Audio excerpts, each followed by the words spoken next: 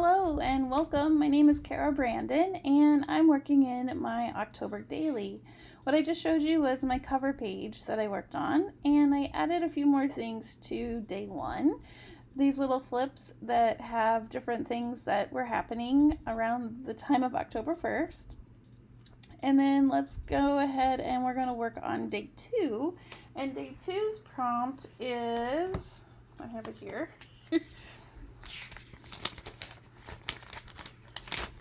It is create a page with a drawing or element of your favorite person in a scary movie. Well, I didn't really have someone in a scary movie, but then I was thinking, like, I think I mentioned in my last video, maybe Edward Scissorhands, but then I was thinking, I'm like, oh, what about the show The Bates Motel? So I found a couple pictures, and I printed them. And I thought they were perfect. They're kind of spooky and fun. And if you haven't seen Bates Motel, I think it's on Netflix. It's really good. So I printed the pictures, and I was thinking that the picture on the right is going to kind of look like a picture frame. And so I found some of the Tim Holtz wallpaper, and I'm going to add that. And then I'm going to trim down the picture of Mr. Bates and then I'm going to add these corners to make it look like it's hanging on the wall. Really, he's just sitting there, but to kind of make it look like a picture. And then I'm also going to add some embellishment around the Bates house, the home, the big spooky house on the left hand side, you'll see right there. And yeah, the Bates Motel, that is my choice.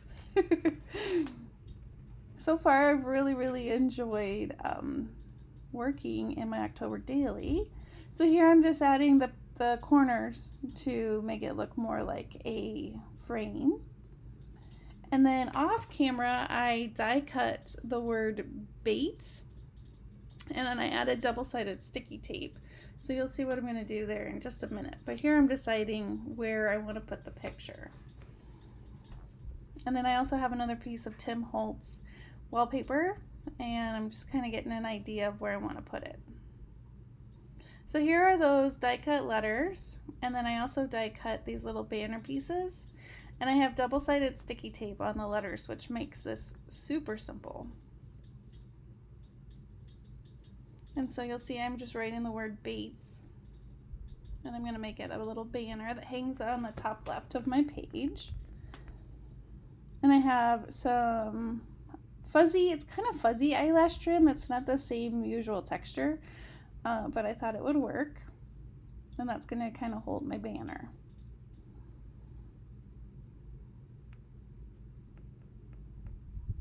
My book was flopping all over. I had my fan on and it was driving me crazy. So I found a paper clip, and it doesn't really help too much, but it was better than nothing.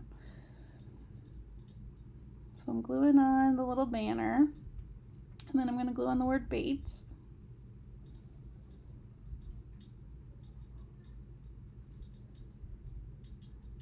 I wanted some of the piece of the banner to kind of go around it, so I didn't want to glue it all underneath it, then you wouldn't see it. So I had to kind of move it out of the way.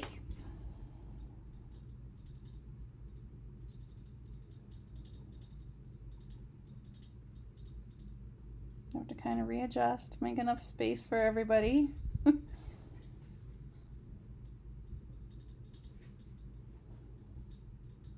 Alright, so there's the banner, and then I'm going to add the house. And in order to make it fit, I have to trim some of the wallpaper off, or make it a little smaller.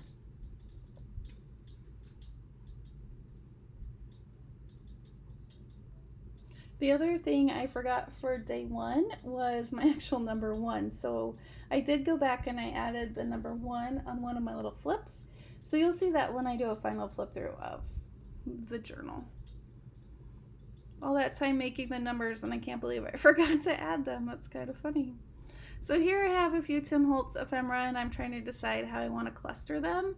And I wanted some of the green that's in the wallpaper on the right side, also on the left side. So that little card that says ghosts has a greenish tint that matches the wallpaper, and then I added some of the scrap wallpaper also on the left so I could kind of have the same colors throughout both pages. And I thought Wicked was pretty appropriate. And then at the bottom of the picture, I already have Bates, and I thought, well, I need motel somewhere, so I have these thickers. They're foamy kind of stickers, and I wanted to make sure I have the letters for motel, so I had to double check. So I'm going to spell out motel, and I'm going to stick it underneath the picture.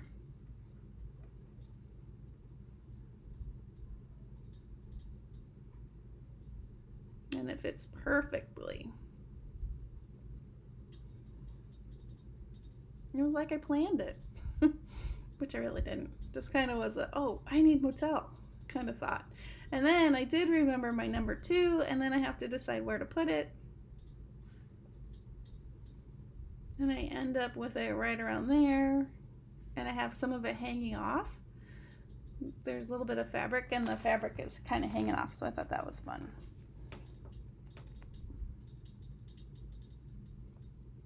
And that should do it for page 2. Page 3, I wasn't sure what I wanted to do, so I kind of skipped page 3, and I'm going to go on to page 4. So page 3 I'll probably just do offline because I wasn't really sure. All right, so here is page 4, or day 4. And for day 4, the prompt is make your own Halloween bat and give it a night story. Well, I didn't remember the night story part, so maybe I'll have to go back. But what I did is I did make a bat. And I found an image of a bat on my computer, and I printed that out, and then I'm going to draw the silhouette of this bat onto my paper.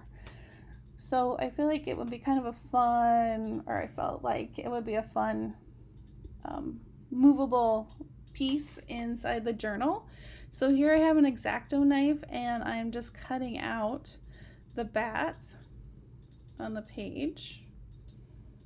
This was a lot smoother than I thought it was going to be. I wasn't sure how this was going to go, but it really wasn't too bad.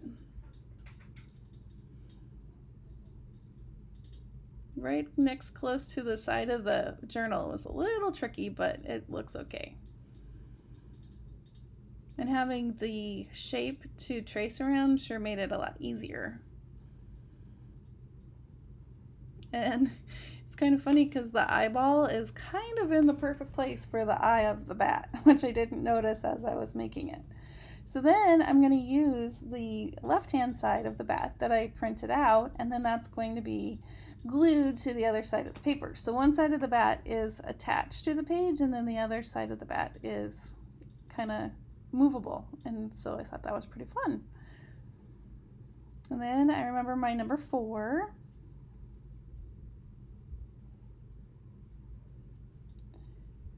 And then I want to ink up to hide up the white on the bat that's kind of the, what am I trying to say, cardstock bat. And then I got out my pencil. This is a Stabilo All, and it's a kind of a watercolor pencil. And so I wanted to give the bat a little bit of shadow, and I wanted to have the border have a little bit of shadow. So I went back after I traced and used a wet paintbrush and just kind of dabbed around, and I thought that gave a fun kind of shadowy effect and gave the border to the page, which I thought was pretty fun.